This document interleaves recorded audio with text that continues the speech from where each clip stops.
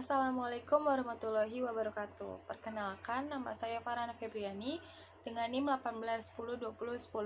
Di sini saya akan menjelaskan tentang laporan dan komunikasi audit, bentuk baku dan modifikasi untuk memenuhi tugas akhir pengauditan.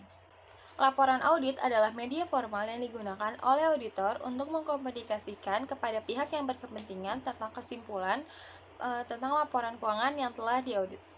Karakteristik yang harus dipenuhi oleh suatu laporan hasil audit yang baik. Yang pertama ada arti penting. Arti penting maksudnya hal yang dikemukakan dalam laporan audit merupakan cukup penting dan harus dilaporkan. Yang kedua ada tepat waktu dan kegunaan laporan. Laporan harus disusun sesuai dengan tepat waktu dan disesuaikan dengan minat serta kebutuhan pengguna laporan keuangan. Yang ketiga ada ketepatan dan kecukupan bukti pendukung. Laporan harus disajikan sesuai dengan fakta yang didukung oleh kecukupan bukti yang telah ditemukan. Yang keempat, sifat meyakinkan. Informasi yang disertakan dalam laporan hasil audit harus mencukupi serta meyakinkan pihak penerima laporan audit. Lalu ada objektif. Laporan harus menyajikan temuan-temuan secara objektif sehingga memberikan gambaran yang tepat. Lalu ada jelas dan sederhana. Maksudnya adalah laporan audit harus menyajikan sesuai dengan ungkapan dan gaya bahasa yang telah ditentukan dan tidak boleh dilebih-lebihkan. Selanjutnya ada ringkas. Laporan audit harus dilaporkan tidak boleh lebih panjang daripada yang diperlukan. Lalu ada lengkap. Laporan hasil audit harus memberikan informasi yang cukup guna memberikan pemahaman tentang hasil temuan-temuan yang dilaporkan.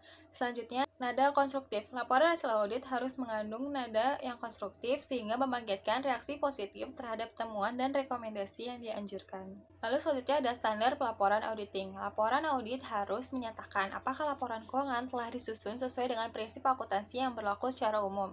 Yang kedua, ada hasil laporan auditor harus menunjukkan apabila ada ketidakkonsistenan penerapan prinsip akuntansi dalam penyusunan laporan keuangan periode berjalan dengan penerapan pada periode sebelumnya. Yang ketiga, pengungkapan informatif dalam laporan keuangan harus dipandang memadai kecuali dinyatakan lain dalam laporan auditor. Yang keempat, laporan auditor harus memuat pernyataan pendapat mengenai laporan keuangan secara keseluruhan atau suatu asersi bahwa pernyataan yang demikian tidak bisa diberikan.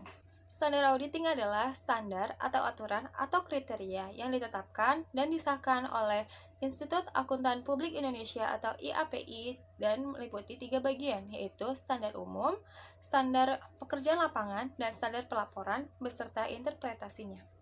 Yang pertama ada standar umum. Standar umum itu terdiri dari audit harus dilaksanakan oleh satu orang atau lebih yang memiliki keahlian dan pelatihan teknis memadai sebagai auditor. Yang kedua, auditor harus mempertahankan mental dari segala hal yang berhubungan dengan perikatan. Auditor harus mengedepankan sikap independen.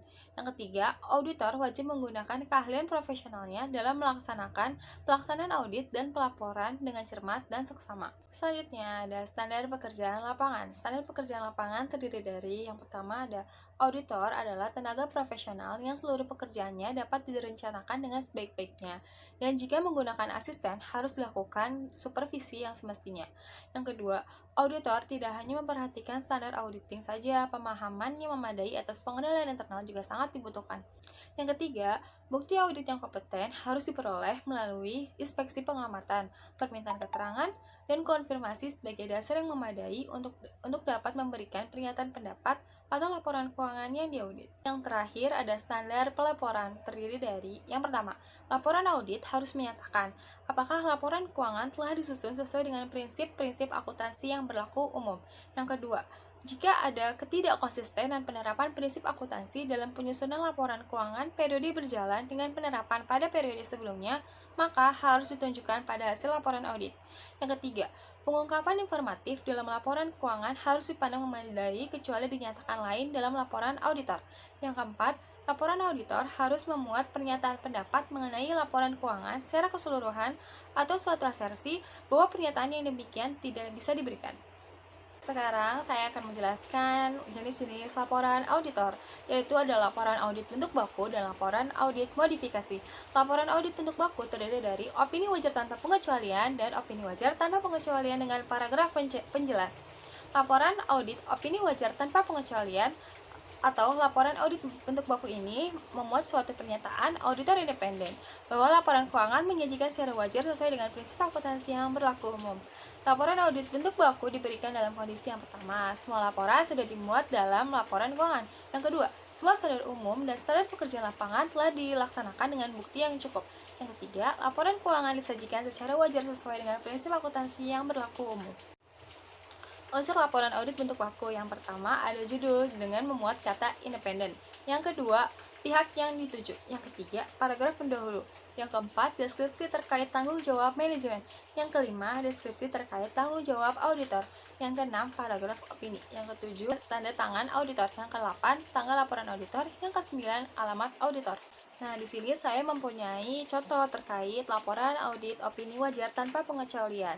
Yang di sini juga memuat unsur-unsur laporan bentuk baku. Selanjutnya, ada laporan audit wajar tanpa pengecualian dengan paragraf penjelas. Keadaan yang menjadi penyebab utama ditambahkannya suatu paragraf penjelas atau modifikasian kata-kata dalam laporan audit bentuk baku adalah yang pertama, ketidakkonsistenan penerapan prinsip-prinsip akuntansi yang berlaku umum. Yang kedua, keraguan besar tentang kelangsungan usaha. Yang ketiga, auditor setuju dengan suatu penyimpangan dari prinsip akuntansi yang dikeluarkan oleh Dewan Standar Akuntansi Keuangan. Yang keempat, penekanan atas suatu hal. Yang kelima, laporan audit yang melibatkan auditor lain. Nah, di sini saya akan menjelaskan lebih lanjut tentang kelangsungan hidup perusahaan. Keberadaan satu atau lebih faktor-faktor berikut dapat menimbulkan ketidakpastian mengenai kemampuan perusahaan untuk terus bertahan. Yang pertama, kerugian operasi atau kekurangan modal kerja yang berulang dan signifikan. Yang kedua, ketidakmampuan perusahaan untuk membayar kewajibannya ketika jatuh tempo. Yang ketiga, kehilangan pelanggan utama, terjadi bencana yang tak dijamin oleh asuransi seperti gempa bumi atau banjir, atau masalah ketenaga kerjaan yang tidak biasa. Yang keempat, pengadilan, perundang-undangan, atau hal-hal serupa lainnya yang sudah terjadi dan dapat membahayakan kemampuan entitas untuk beroperasi. Nah, di sini saya juga mempunyai contoh terkait perusahaan yang mendapatkan laporan audit wajar tanpa pengecualian dengan paragraf penjelas keberlangsungan usaha.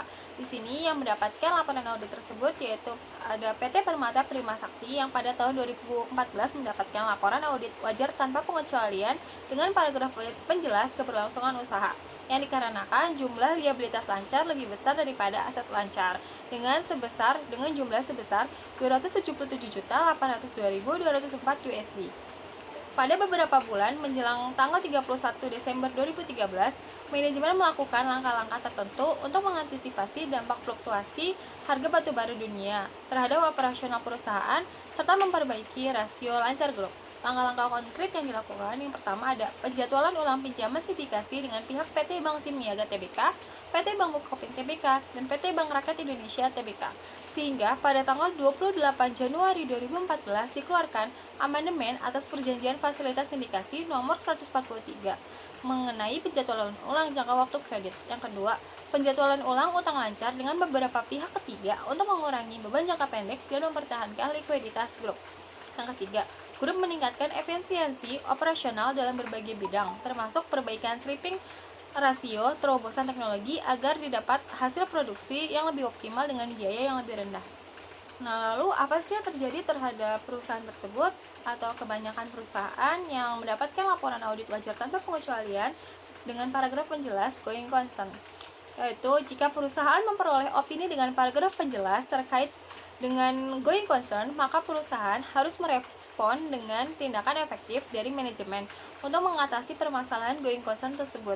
Jika perusahaan tidak memiliki tindakan merespon permasalahan going concern di mana berdampak terhadap laporan keuangan pada periode selanjutnya, maka pada periode audit selanjutnya akan menjadi pertimbangan auditor untuk opini yang akan dikeluarkan.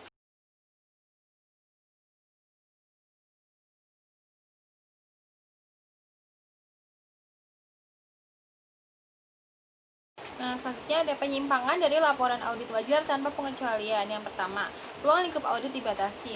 Nah, di sini dari ruang lingkup audit dibatasi itu terdapat dua penyebab, yaitu pembatasan yang dilakukan oleh klien ataupun pembatasan yang disebabkan di luar kendali klien atau auditor. Yang kedua, laporan keuangan tidak sesuai dengan prinsip akuntansi yang berlaku secara umum. Yang ketiga, auditor tidak independen.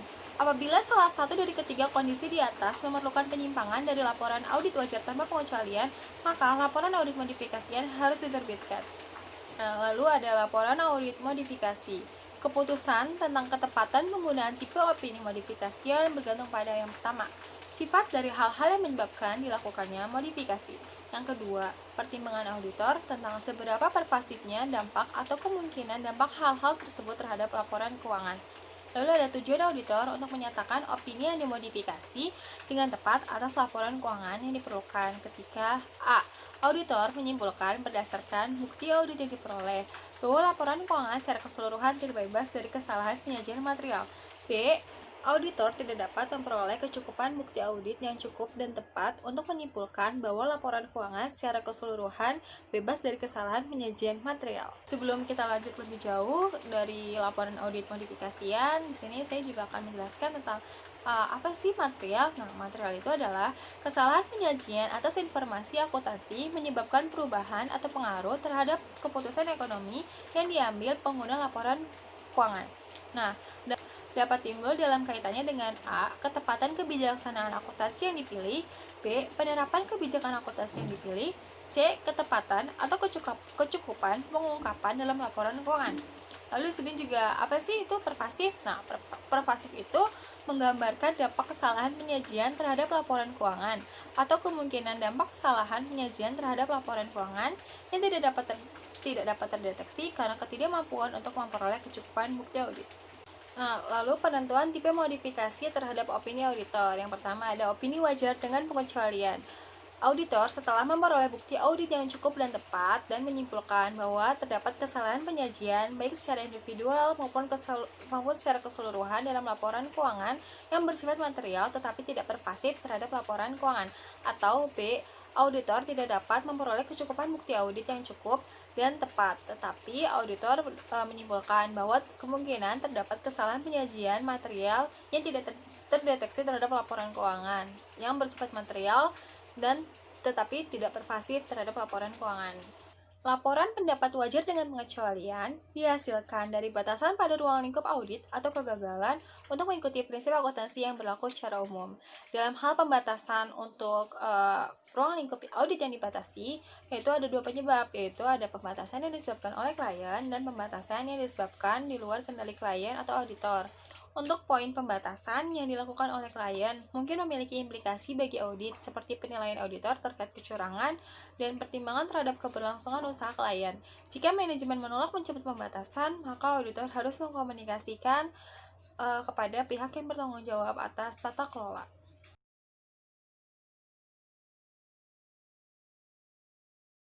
Opini tidak wajar. Auditor harus menyatakan opini tidak wajar ketika auditor memperoleh kecukupan bukti audit yang cukup dan tepat dan ditemukan kesalahan penyajian material pada laporan keuangan. Lalu auditor menerbitkan opini tidak wajar yang bersifat material dan berpasif terhadap laporan keuangan. Pendapat tidak wajar hanya digunakan apabila auditor yakin bahwa laporan keuangan secara keseluruhan mengandung salah saji yang material atau menyesatkan, sehingga tidak menyajikan secara wajar posisi keuangan atau hasil operasi dan arus kas sesuai dengan prinsip akuntansi yang berlaku secara umum. Opini tidak menyatakan pendapat. Auditor tidak dapat memperoleh bukti audit yang cukup dan tepat yang mendasari opini, dan juga auditor menyimpulkan bahwa kemungkinan terdapat kesalahan penyajian yang tidak dapat terdeteksi terhadap laporan keuangan yang bersifat material dan pervasif.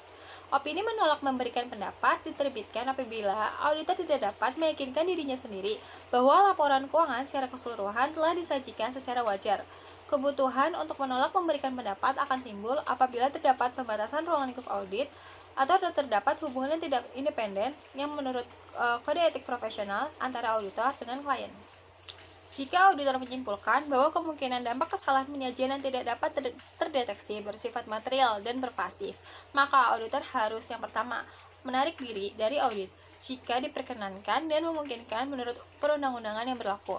Yang kedua, jika penarikan diri dari audit sebelum menerbitkan laporan auditor tidak diperkenankan atau tidak memungkinkan, maka auditor tidak boleh menyatakan pendapat atas laporan keuangan. Sebelum menarik diri, auditor harus mengkomunikasikan hasil temuannya selama proses audit kepada pihak yang bertanggung jawab atas tata kelola.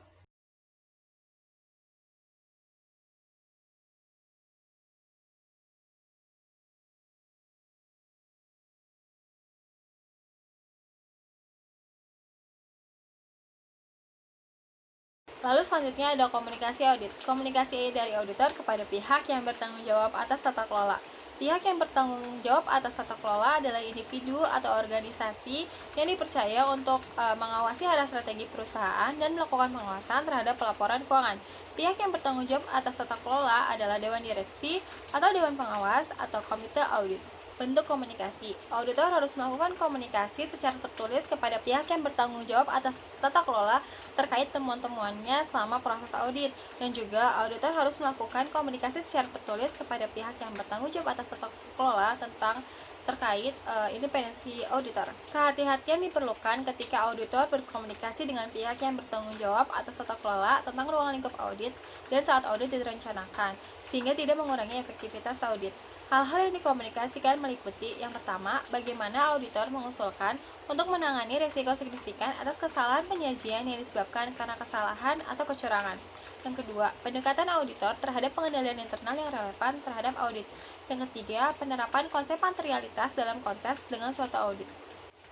Surat manajemen. Surat manajemen adalah surat yang dibuat oleh kantor akuntan publik yang ditujukan kepada manajemen perusahaan yang laporan keuangannya telah diaudit, yang isinya memberitahukan tentang kelemahan pengendalian internal perusahaan yang ditemukan selama proses audit, dan juga disertai dengan saran-saran perbaikan dari kantor akuntan publik.